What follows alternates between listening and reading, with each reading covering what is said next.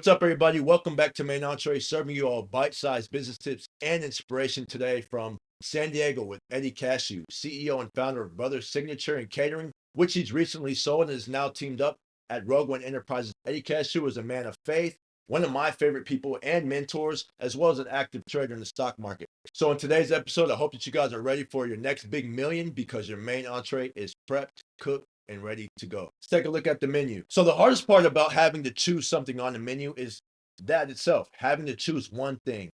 What career or industry did you ultimately decide to pursue? Actually, I love being actually in business. Reason for it is because I could do so much for not only myself and my family, but I could do so much for others as well. I think there's a tremendous amount of untapped talent to people out there that really will benefit tremendously of business. And there's a lot of people that just don't take the time to basically to tap into that and actually see where they can grow with it. I've had young people that have started off as dishwashers that with guidance, direction, and some training actually work their way all the way up to being management. And it's been a very cool thing to see their growth. Now, how did you know that that idea was actually worth pursuing? I didn't like people telling me what to do. So I wanted to basically be my own boss. So I was very blessed to have a father that was very knowledgeable, and I was a really good student. I watched and saw how he handled things, dealt with people, how he negotiated, and most importantly, how he treated people. Because that's what I attribute a lot of my success to, is by treating people as family more than they are employees. And that's why I think we were as successful as we've been all these years in different businesses that I've owned.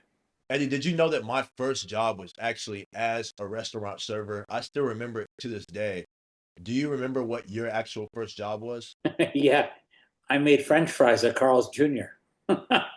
It was one of those things where even though we owned a lot of our own businesses, we would do it half of the year, and the other half of the year I'd be free. So my father was just adamant about the fact of I need you to have good morals and values when it comes to your business sense. So even though you don't need to work, I need you to work. So I just got out there, and that was actually my very first job for about 6 months till we went back to one of our companies. So when did you actually acquire a taste for entrepreneurship? I was very fortunate because we've always had family owned businesses since the time I was born. So I literally grew up in the business atmosphere. And I was able to see how, even though my dad had a college degree and he was very smart in business, it was even more impressive to watch him with the street smarts, basically how to handle the business, how to get it to grow, to market it, to merchandise it. And I learned a tremendous amount because of that. So you may find this interesting, but I have a personal friend of mine who goes to every single restaurant that he's in and leaves these customized pins with his initials on them as a way to build rapport and network. Do you have any tips or tricks or things that you like to do as a form of networking or just to build rapport? Yes, I've always been a firm believer of in life, it's not what you know, but who you know.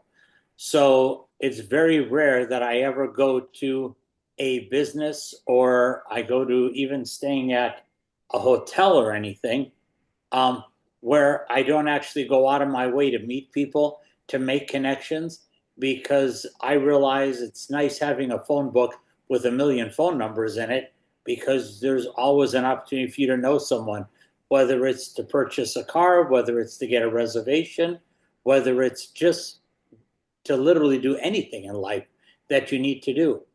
And that happens through connections. The greatest and most successful people are the people that have really huge phone books, even more than their pocketbook, because the phone book is what's going to take you somewhere. Cheers to that, Eddie. How about appetizers, shall we? Today's appetizer is going to be brought to us by Jim's Donut Shop. So, as you know, appetizers are also called hors d'oeuvres, and hors d'oeuvres means outside of work in French. What is something that you like to do outside of work? The majority of my life is surrounded around my businesses, companies I own, operate, or consult with.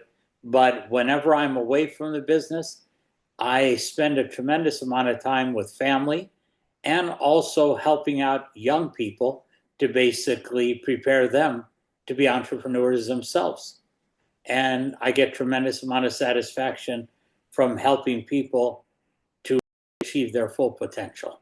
So, Eddie, when I was actually checking out this menu, I noticed that there was some interesting ingredients. What ingredients do you think makes up a successful entrepreneur? A successful entrepreneur is one that has an incredible drive, one that is hungry for success, one that truly cares about other people, really someone that has big dreams in their life. And I always encourage young people, especially, to dream big, believe in yourself, because the number one thing you have from the day you're born to the day you die is your reputation. So if you focus heavily on having an impeccable, amazing reputation, it's amazing how people will literally come out of the woodwork because they'll want to be in your life. They'll want you to be a part of their business. And I've experienced literally hundreds of times where people, through reputation, through knowing other people, that I've made contacts with them that have enabled me to open new businesses, invest in many different opportunities, whether it's the stock market, privately held companies. And probably one of the biggest things is just to network, to get out there, get your name out there, get to know people, treat people right, treat people with respect, do what's right, and just set an amazing example. And it's amazing how it will all come together. So, Eddie, on my end, I'm trying out the blueberry donut from Jim's Donut Shop. This is one of their customer favorites, and it's actually amazing, really soft as well. Now, I don't know what the recipe for it is, but I would like to know, what does a recipe for a successful day look like to you? How do you start your days and end your days? A successful day is a productive day. A successful day is getting up in the morning with the self confidence that there's nothing you're going to face today that you can't overcome. The successful day is a day where you've actually been able to clear things off of your plate. A successful day is a day when you can actually build somebody else up and help them to be the best person they can be. It's just an accumulation of positive things happening in your life and sharing those with other people. As you see, I always have to put a napkin down because sometimes eating gets messy, right? Just like entrepreneurship. Can you tell us about a messy time in your entrepreneurial journey? I always go back to the adage where somebody said one time, no good deed goes unpunished. And there's been a lot of times where I've had perfect intentions and something may not have worked out or the person didn't take it right. But I think probably one of the most important things is that we never ever grow weary of doing good. Let's move on to the main entree. Again, today's show episode is brought to you by Jim's Donut Shop. Many restaurants, just like Jim's Donut Shop, have something that's made them popular, something that's helped them become successful. What is it that your business does that makes you guys so successful? Unlike a lot of other businesses where they always put the customer first, we put our employees first. Because without amazing employees, you won't have customers. The employees need to know that they're loved, they're respected, they're appreciated, and that you'll always be there for them. And what that does is it creates loyalty. And once you have that, it's amazing how different they treat your customers. And those customers will constantly be giving accolades and praises to your employees, which only builds your business up and makes it even stronger and better than anyone else out there. The purpose of a utensil. It's like a tool, right? It helps you get the job done. So, Eddie, I have a question for you. Are there any tools or utensils that you use in your daily life for your business to help you get the job done? Well, it all depends what part of our business. Like there's all kinds of very important specialty software that's used for maintaining relationships with customers, which keeps track of your staff, your employees. That way, you know when someone's having a birthday, and we can actually make sure we don't forget that because that's really a big deal. So, as far as the business goes, we have software for designing menus, we have software for taking orders, we have software that keeps track of the employees, and we have some amazing people that operate those software to ensure that we do the best job we possibly can. And as I mentioned, I think I like this blueberry donut a little bit better, just the taste in general. And speaking of taste, is there anything that young entrepreneurs or new entrepreneurs do that leave a bad taste in your mouth? The biggest problem that young new entrepreneurs have is when they develop a mentality of it's all about me. You can't do that. When it's all about you, all you do is get on people's nerves. You have to show them that you really care, because who's going to go out of their way to help you or be there for you if all you're doing is caring about yourself? When people know you care about them too, they will go out of their way to be there for you, and that's very important. It's a very sad thing when you have no backup, but it's an amazing thing when you have tons of backup because of the way you treated people. If you could take a bite out of anybody's playbook, any entrepreneur's playbook, who would it be and why? Probably of all the ones out there, honestly, it'd be like Warren Buffett. And the reason I think Warren Buffett has always so impressed me is because of the fact that even though he at one point was the wealthiest man in the world, and the only reason he's not is because he gave away so much of his money to help different groups and organizations. But even with his billions of dollars, he still lives in the same home he grew up in. He's still very humble. And humility to me is huge, because there's nothing worse than, it's like meeting a celebrity. I've met many celebrities over the years, and some just give you that warm, fuzzy feeling like they're really glad to meet you, and other people give you the impression you're an inconvenience. And when you go through life and you give people the impression that they're an inconvenience, it crushes their soul. And that's something I don't think anyone has the right to do. I think what we need to do more and more of is build people up. It's like you sit back and watch politics nowadays. They spend so much time trying to knock each other down.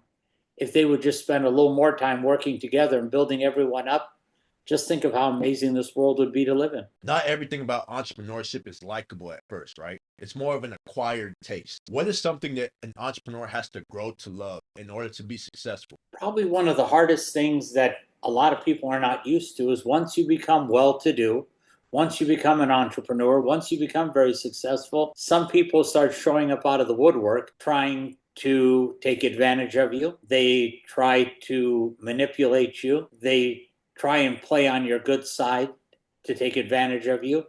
And you just have to be wise. You have to be able to watch out and know that certain people are users, but for the most part, it usually shows very quickly. And then at that point, unfortunately, they don't get to be a part of your inner circle anymore. They get pushed off to the side, and you bring someone else in that's a little more respectful. And it's time for dessert. I think this is dessert, so I may skip out on this part, but I do love desserts because they get really creative. Restaurants get really creative with the presentation of the desserts. It always leaves a lasting impression. How do you go about leaving a lasting impression? Do you have any tips or advice for us there? The best impression you can leave for anyone is by treating them with respect and showing them you sincerely do care about them. And it's amazing how much word of mouth builds a business. And when you really treat your customers well, you treat them with respect, you go out of your way, even if you have to lose money to make a deal go through. It's amazing how word of mouth can build your business or it can destroy your business if you don't do that. It's amazing how bad reviews can wipe out a business, or amazing reviews can cause your business to go right through the ceiling and take off. Can you tell us the sweetest part about being an entrepreneur? The blessings you're able to bestow upon other people. If you were given the opportunity to start completely over on your entrepreneurial journey and order seconds, would you order anything different this time around? If I could take with me the knowledge I have now and start over again, I'd do it in a minute. There'd be big changes, big time, because I learned tremendously from my mistakes. I grew from them. And looking back, I realized there's so much more I could have even done. And there were a lot of people that I didn't realize when I was younger how much you can really affect someone else's life. And I didn't learn that till a little later on in life. And once I realized it and I understood it, and I saw the effects of reaping what you sow, getting back what you put out, that's when all of a sudden you realize There's more gratification, there's more joy that I have felt in my life for seeing someone get out of a bad situation and helping them than probably anything I've ever done in my life. Dessert is the best part of the meal. Can you tell us what your best piece of advice is? Put God first, because the bottom line is you can do all things when God is on your side. Because you're going to find out when you ask someone on a scale of 1 to 10, where's your faith? When they say their faith is 10, you usually find out their self confidence is 10. And when someone has no faith, you usually find out their self confidence is very low. And they're constantly worrying, stressing, and even worse, overthinking. And what do? Is they don't need someone else to beat them up, they beat themselves up. But when you have faith, you know every day with confidence when you wake up that you're not going to have anything that you're going to face that you can't overcome because you're facing it with God. That's the difference. And now it's time to finally pay the bill. It's been a really good meal so far, but I always like to leave a tip when I pay. Do you have any final tips for us? Get hungry, get real hungry. And at that point, nothing can stop you. So, Eddie, don't worry about the bill. I've already taken care of it. But I do want to say that not only has the food been good, but the conversation has been even better. I think it's safe to speak for all of us when we say we are inspired and that this has been another main entree cook well done.